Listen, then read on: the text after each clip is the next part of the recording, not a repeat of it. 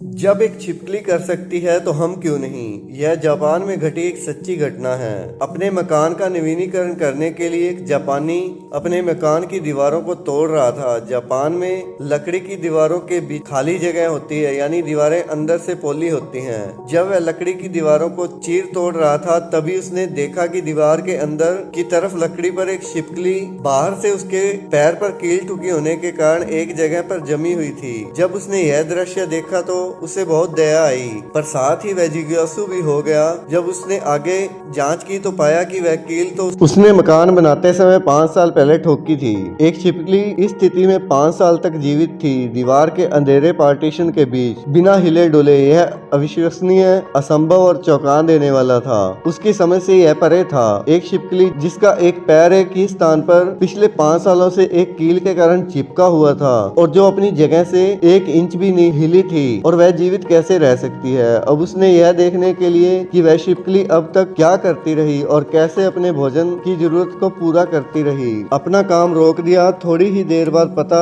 नहीं कहां से एक दूसरी छिपकली प्रकट हुई। वह अपने मुंह में भोजन दबाए हुए थी।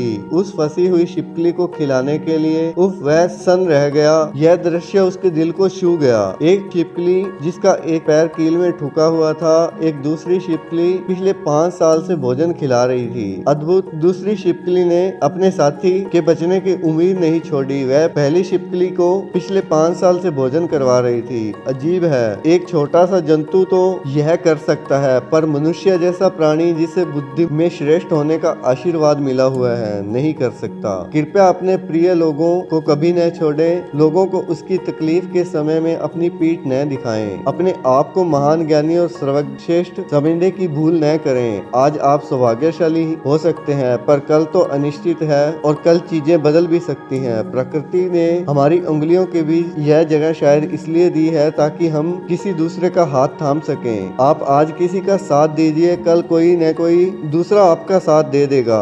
बस अच्छे इंसान बनो, क्योंकि भगवान हमारे कर्म देखता है।